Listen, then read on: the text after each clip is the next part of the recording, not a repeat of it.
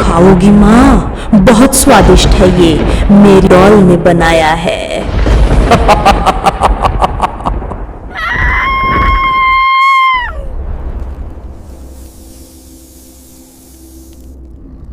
Paranormal Classics। बच्चों में खिलौनों का शौक होना स्वाभाविक है,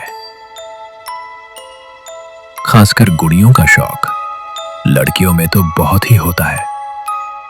कानपुर शहर में एक प्यारी सी दुनिया थी सिया की। सिया 12 साल की एक प्यारी, चुलबुली और पढ़ाई में होशियार बच्ची थी। मम्मी आपने देखा बुबू डॉल कितनी प्यारी है? सबके पास है आजकल, मेरी दोस्त रीमा के पास भी है। मुझे भी एक चाहिए, प्लीज प्लीज प्लीज। बुबू डॉल? ये तो बहुत महंगी है बेटा, क्या करेगी इतनी महंगी गुड़िया का? मेरे पास अभी पैसे नहीं हैं। लेकिन मम्मी वो कितनी क्यूट है, मैं उसी से खेलूंगी और मुझे कुछ नहीं चाहिए, बस वो डॉल दिला दो ना प्लीज। नहीं बेटा, अभी नहीं, अगले महीने देखेंगे। अभी मेरे पास इतने पैसे नहीं हैं। ये तो गलत बात है मम्मी, सबको मिलती है, मुझे क्यों नहीं? मैं बात नहीं करूंगी तुमसे, मैं जा रही हूँ स्कूल। सिया बिना नाश्ता किए मुंह फुलाए स्कूल के लिए निकल जाती है। माँ थोड़ा उदास हो जाती है। उसी दिन दोपहर को सिया की माँ पास के बाजार जाती हैं सब्जियां खरीदने।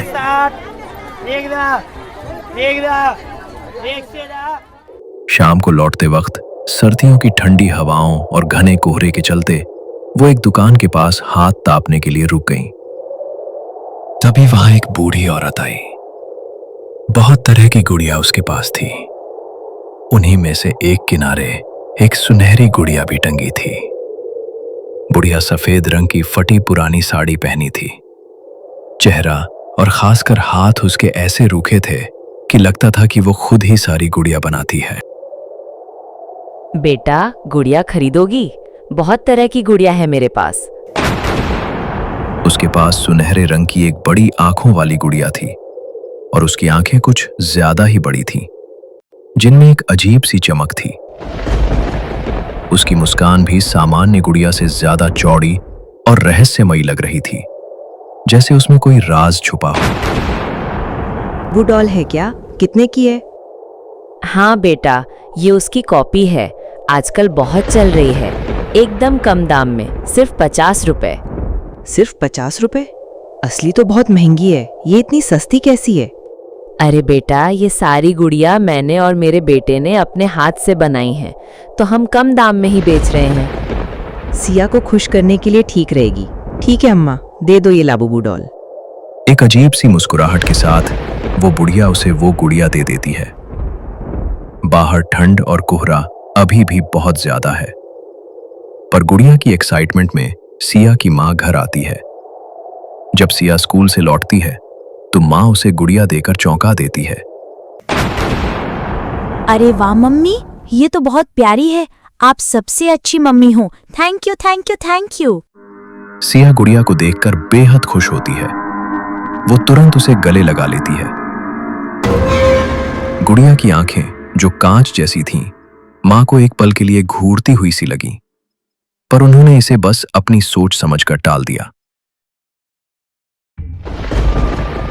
देर रात का समय था। सिया की मां को प्यास लगी और वो पानी लेने किचन की ओर बढ़ी। जैसे ही वो सिया के कमरे के पास से गुजरी, उन्हें अंदर से कुछ फुसफुसाने और हल्की आवाजें सुनाई दी। उन्हें लगा सिया जाग कर किसी से बात कर रही है। अरे, इतनी रात हो गई और सिया अभी तक सोई नहीं? मां ने दरवाजा खोला और कमरे में देखा। सिया अपने बिस्तर पर गहरी नींद में सो रही थी, पर कमरे के एक कोने में जहां परछाई थी, उन्हें एक काली अस्पष्ट सी आकृति खड़ी दिखी। मां का दिल जोर से धड़कने लगा। डर के मारे उनके हाथ कांप गए और उन्होंने तुरंत कमरे की लाइट जला दी। लाइट जलते ही वो काली आकृति गायब हो गई। वहां कोई नहीं था, बस सिया की वही गुड़िया जो पहले सिया के तकिए के पास थी, अब उसी कोने में खड़ी थी जहां परछाई दिखी थी।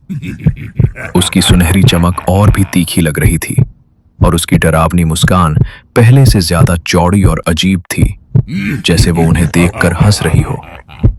उसकी आंखें चमक रही थीं, मानो उसमें कोई रोशनी हो जो इस अंधेरे कमरे में और भी डरावनी लग रही थी। मां को यह सब बहुत अजीब लगा। उन्हें कुछ समझ नहीं आया। उन्होंने डरते हुए लाइट बंद की और वापस अपने बिस्तर पर लौट गईं, पर नींद उनकी आंखों से कोसों दूर थी। अगली सुबह मां ने सिया को स्कूल के लिए जगाया। बाहर घना कोहरा छाया हुआ था। सिया उठी, नाश्ता किया, लेकिन उसका चेहरा कुछ उखड़ा उखड़ा सा था। सिया, कल रात तुम किससे बातें कर रही थी? क्या बातें? मैं किससे बातें कर रही थी? मैं तो सो रही थी। आप हमेशा ऐसी बातें करती हो। मेरा दिमाग खराब मत करो। मुझे कोई बात नहीं करनी। सिया ने अपना स्कूल बैग उठाया और तेजी से दरवाजे से बाहर निकल गई। मां और पापा सिया के इस बदले हुए व्यवहार से हैरान रह गए। उन्हें समझ नहीं आया कि उनकी प्यारी बेटी को अचानक क्या हो गया है।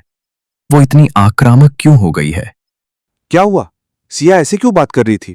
पता नहीं, कल रात भी मैंने उसके कमरे में कुछ देखा था। मुझे कुछ ठीक नहीं लग रहा। सिया एकदम बदल गई है, जैसे कोई उस पर बुरी नजर लग गई हो।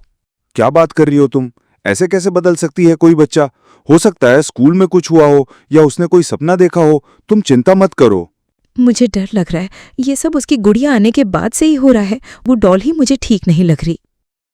अरे तुम भी ना, एक गुड़िया से क्या होगा? सब बच्चों को पसंद है आजकल। ज्यादा मत सोचो। दिन बीतते गए। सिया का व्यवहार दिन ब दिन और आक्रामक होता जा रहा था। वो छोटी छोटी बातों पर गुस्सा करती, चिल्लाती और कभी-कभी चीजें भी फेंक देती। उसके माता पिता बहुत परेशान थे। एक सुबह जब मां छत पर कपड़े डालने गईं, तो उन्होंने छत पर एक मरा हुआ कौवा देखा। वो घृणा और डर से भर गईं। मरा हुआ कौवा अपशकुन माना जाता है। सुनो जी, सुनो, छत पर मरा हुआ कौवा पड़ा है। मुझे लगता है जरूर कोई टोना टोटका किया गया है, इसीलिए सिया ऐसी हो गई है। क्या टोना टोटका? तुम भी ना कुछ भी सोचती रहती हो। आजकल के जमाने में ये सब कौन करता है? ज्यादा मत सोचो और शांत हो जाओ। नहीं, मुझे लग रहा है ये सब उसी गुड़िया के आने के बाद से हुआ है। जरूर कुछ गड़बड़ है। चुप हो जाओ। ये सब तुम्हारी सोच है। सिया सिर्फ थोड़ी चिड़चिड़ी हो रही है, शायद तनाव में है। कुछ और दिनों तक उन्हें अपने घर के आसपास और भी मरे हुए कौवे मिलने लगे। अब तो वे सचमुच परेशान हो गए। सिया का व्यवहार और भी ज्यादा हिंसक होता जा रहा था। पिता ने सिया के स्कूल में उसके शिक्षकों और दोस्तों से उसके व्यवहार के बारे में पूछताछ की। अंकल, सिया बहुत अजीब बर्ताव करती है। वो हमेशा गुस्से में रहती है और किसी से बात नहीं करती। पहले वो कितनी अच्छी थी, पर अब वो कितनी अजीब हो गई है। ये जानकारी सुनकर पिता दंग रह गए। घर आकर उन्होंने सिया से स्कूल के बारे में पूछा, लेकिन सिया ने कहा कि सब ठीक है और वो अपने कमरे में सोने चली गई। पिता को बहुत चिंता हुई। आज ठंड की भयानक रात थी और साथ ही बर्फीली बारिश काफी तेज हो रही थी। अमावस की रात और कड़कड़ाती ठंड के कारण बाहर का नजारा और भी दहशतनुमा था। सिया के माता पिता ने फैसला किया कि वे सब आज रात लिविंग एरिया में एक साथ सोएंगे। सिया, आज रात हम सब लिविंग एरिया में एक साथ सोएंगे, ठीक है? क्या? क्यों? मैं अपने कमरे में ही सोऊंगी। मुझे तुम्हारे साथ नहीं सोना। नहीं बेटा, बाहर बरसात बहुत तेज हो रही है। तुम्हें ठंड लग सकती है तुम्हारे कमरे में। हाँ बेटा, बस ऐसे ही, हमें अच्छा भी लगेगा। ठीक है, पर मैं अपने कमरे में ही सोती तो अच्छा होता। सिया पहले तो नाराज हुई, लेकिन माता पिता के जोर देने पर मान गई। सब लिविंग एरिया में बिस्तरे लगाकर सो गए। रात के करीब 2 बजे थे। छत पर ठंड की उस भयानक बारिश के शोर के अलावा कुछ और भी आवाजें आ रही थीं, जैसे कुछ गीली लिबलिबी चीज गिर रही हो। मां अचानक उस अजीब आवाज से जाग गईं। उन्होंने सिया को अपने बगल में ढूंढा, पर सिया बिस्तर पर नहीं थी। मां ने तुरंत सिया के पिता को जगाया। वो दोनों धीरे धीरे छत की ओर बढ़े। वहां एक डरावनी काली परछाई थी जो किसी अजीब और डरावने जानवर की तरह बैठी कुछ खा रही थी और भयानक आवाजें निकाल रही थी।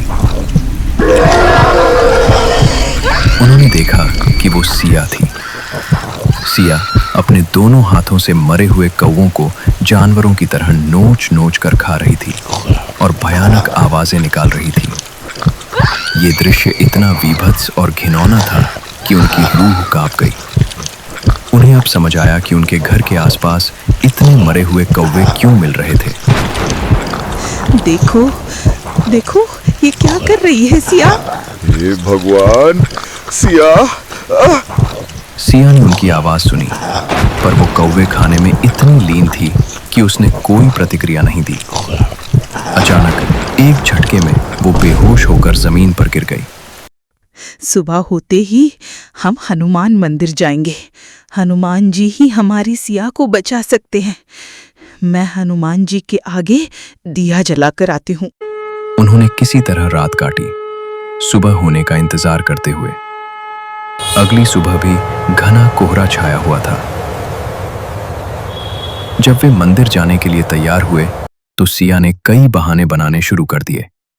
मुझे मंदिर नहीं जाना, मेरा मन नहीं कर रहा, मुझे स्कूल जाना है। नहीं बेटा, आज स्कूल नहीं, आज हम मंदिर जाएंगे।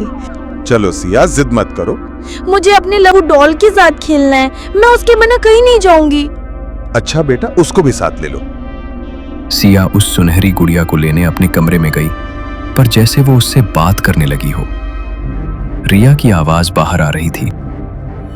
क्या तुम नहीं जाओगी? अरे पर पापा जाने की जिद कर रहे हैं। क्या हुआ सिया? पापा मेरी डॉल जाने से मना कर रही है, कह रही है उसे हनुमान जी से डर लगता है। बहुत हुआ मजाक सिया, अपनी डॉल को उठाओ और मंदिर चलो अभी।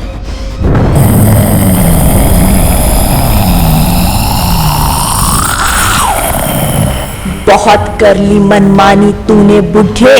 एक बार तेरी बेटी ने बोला तो तुझे समझ नहीं आ रहा क्या? मरना चाहता है क्या? या। ऐसा कहते ही सिया बेहोश हो गई। उसके माता पिता ने तुरंत उसे और गुड़िया को उठाकर गाड़ी में डाला और तेजी से कोहरे के बीच मंदिर की ओर चल दिए। सिया की मां ने घर से हनुमान जी की छोटी प्रतिमा भी साथ रख ली थी। रास्ते में गाड़ी के भीतर सिया ने फिर से उसी शैतानी आवाज में कुछ अवरोध करना चाहा, जैसे कोई अदृश्य शक्ति उसे खींच रही हो। पर हनुमान जी की प्रतिमा साथ होने से वो एक बार फिर से बेहोश होकर निढाल पड़ गई। वो जल्दी ही मंदिर पहुंच गए। नहीं, मैं अंदर नहीं जाऊंगी, मुझे अंदर नहीं जाना। सिया के हाथ में वही गुड़िया थी। पिता को अचानक कुछ सूझा। उन्होंने गुस्से में सिया के हाथ से गुड़िया झपटी और उसे दूर फेंक दिया। गुड़िया जमीन पर गिरते ही सिया एकदम से शांत पड़ गई, जैसे कोई जादू हुआ हो।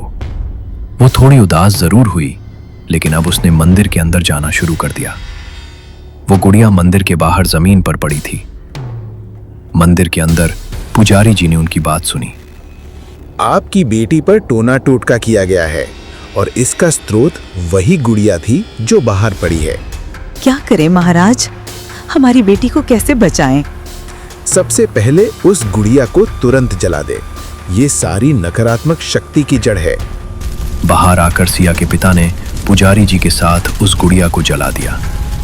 एक तेज धमाके के साथ वो गुड़िया जलकर राख हो गई। पुजारी जी ने एक ताबीज निकाला जिस पर हनुमान जी की प्रतिमा बनी थी। इसे सिया को पहना दे और इसे कभी उतरने न दे, ये उसकी रक्षा करेगा। आप दोनों भी रोज सुबह शाम हनुमान चालीसा का पाठ करें और हनुमान जी की पूजा करें 1 महीने तक। इससे उस शक्ति का प्रभाव कमजोर होगा। महाराज, क्या यह हमेशा के लिए ठीक हो जाएगा? नहीं, ये केवल उस शक्ति को कमजोर करेगा। पूर्ण रूप से इससे छुटकारा पाने के लिए आपको नवरात्रि में 9 दिनों तक मां दुर्गा की पूजा पूरे विधि विधान से करनी होगी और 9 दिनों का उपवास रखना होगा। तभी आपकी बेटी पूरी तरह से इस काले जादू से मुक्त होगी। माता पिता पुजारी जी की बात मान गए और मन में थोड़ी उम्मीद लेकर घर लौट आए। अगले दिन से ही उन्होंने पुजारी जी के निर्देशों का पालन करना शुरू कर दिया। उन्हें राहत मिली क्योंकि सिया का व्यवहार धीरे धीरे सामान्य होने लगा था और उन्हें अब घर के आसपास कोई मरा हुआ कौवा भी नहीं मिला। नवरात्रि का समय आया। उन्होंने पूरे 9 दिनों तक मां दुर्गा की विधि विधान से पूजा की और उपवास रखा। 10वें दिन जब पूजा समाप्त हुई तो सिया ने गहरी सांस ली। मम्मी, पापा, मुझे बहुत हल्का महसूस हो रहा है, जैसे कोई भारी बोझ उतर गया हो। तुम ठीक हो बेटा, तुम बिल्कुल ठीक हो गई हो।